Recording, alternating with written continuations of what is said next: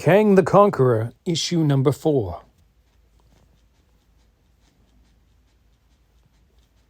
Earth, 4086 CE.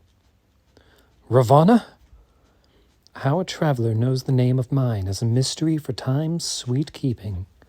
It's complicated and impossible.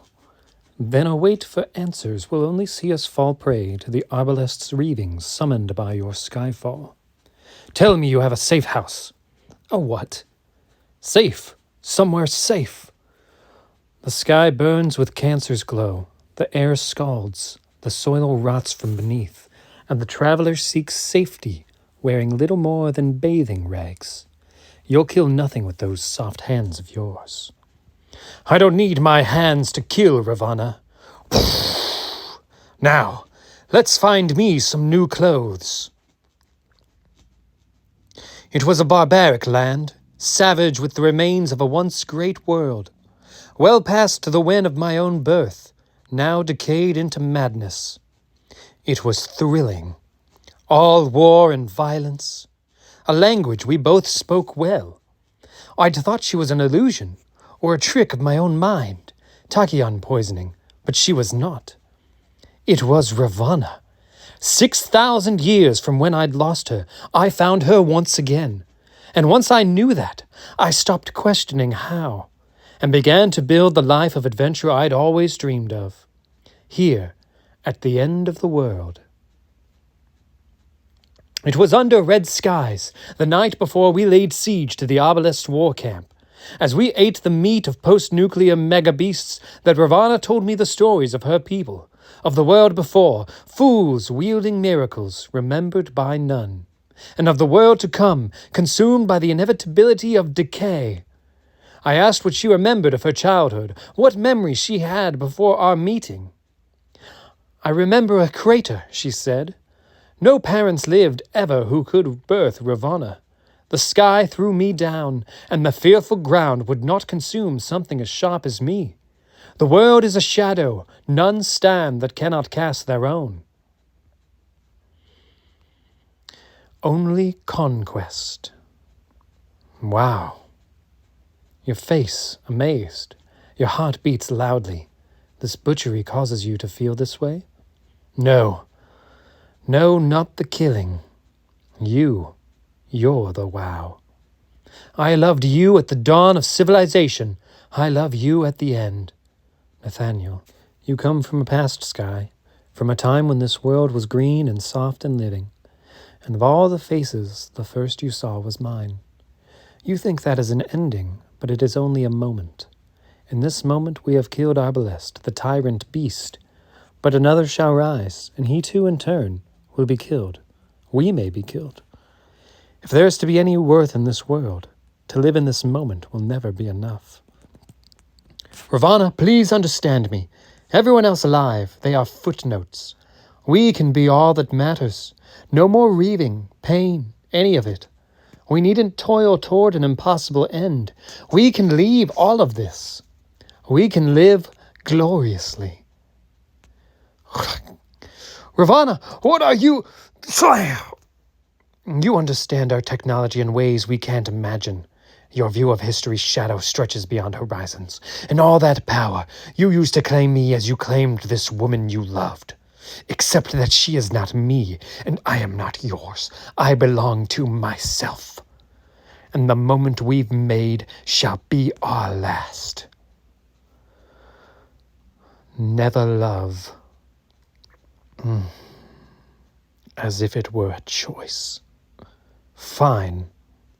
If the choice was to be mine, between a heart pierced by her gaze and one hardened against her, then I would choose conquest. My army was unwashed, untrained, savage, and cruel, but one fact is true throughout time. Slaves will become slavers when given a chance to hold the whip. Ravonna was incorrect. My mind was my greatest tool, for the weapons of war left behind by those magic fools in her stories were made of the very technology I had trained to repair in those long and listless childhood days. Complexity had worn on me. I wished for something simple, and so I offered all the simplest choice. Join me or die. Many chose death. I thought it would feel worse, that wearing his colors would feel like heresy. But after years of losing, victory was intoxicating. To conquer, a phrase I spent many nights thinking on. Not to pillage or to raid, but to take ownership of, to control. And I realized why my heart felt so full. I had never felt control in my entire life. And now that it was mine, I would never let it go. The machine was an ancient one, but even so, I knew it from the tales of he who trained me. A neurokinetic armory. How he had first forged his armor in this burned-out land, the heart of his time-ship. But this was not his. It never had been his. It was mine, for the first time.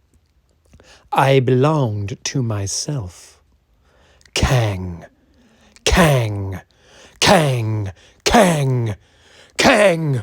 Kang! My 100-year conquest had began!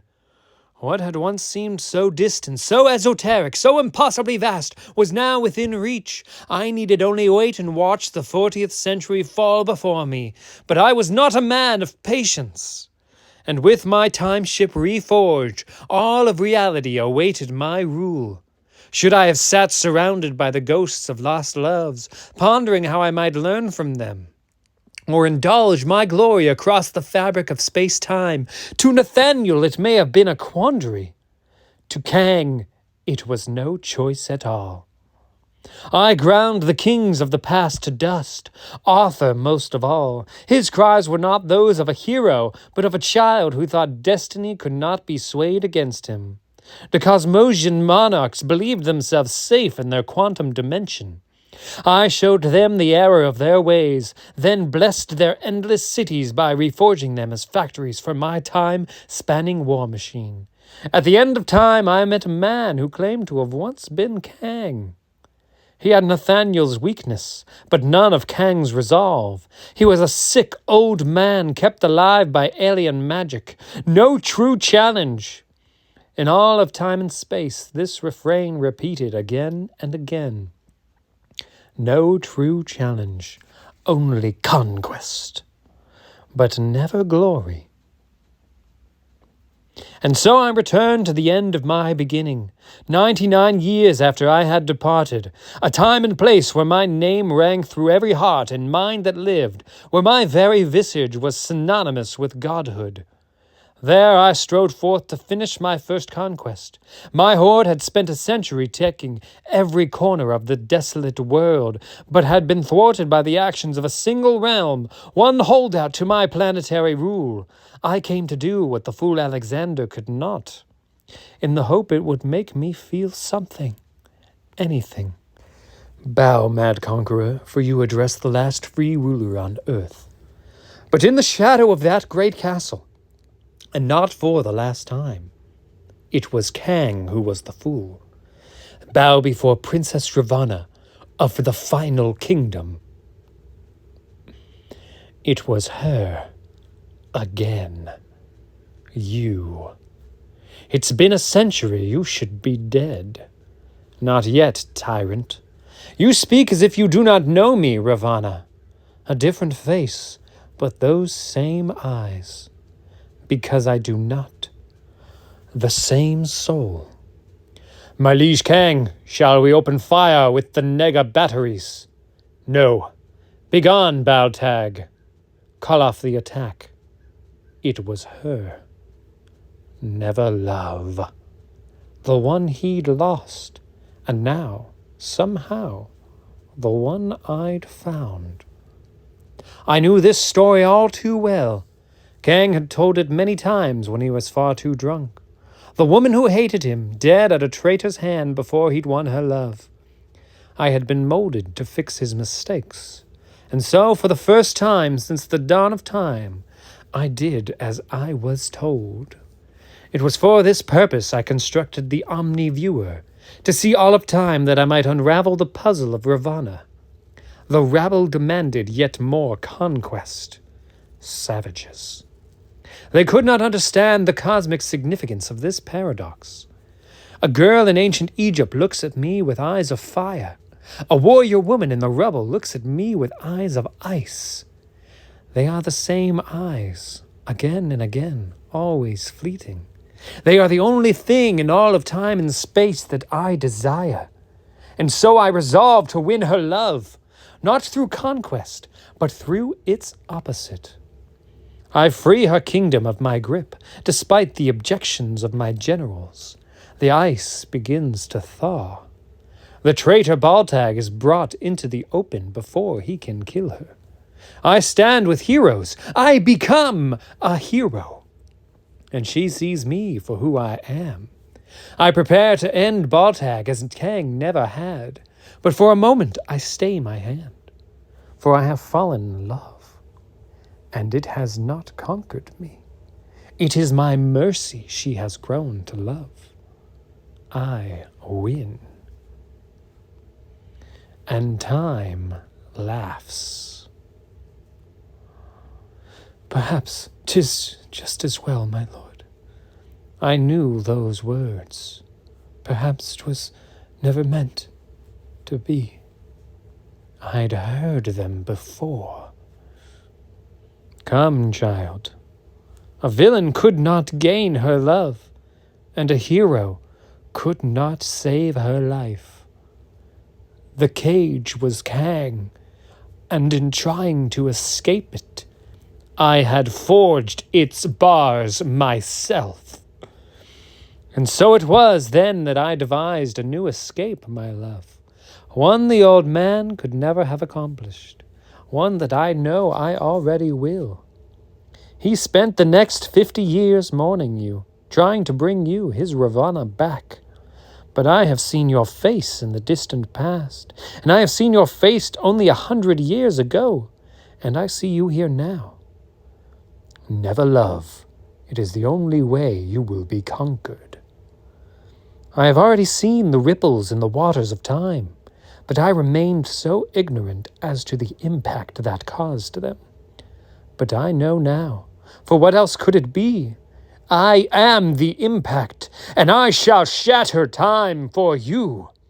Awake, Ravonna, awake 1,000 times, and be saved, be my final conquest. The end of issue 4.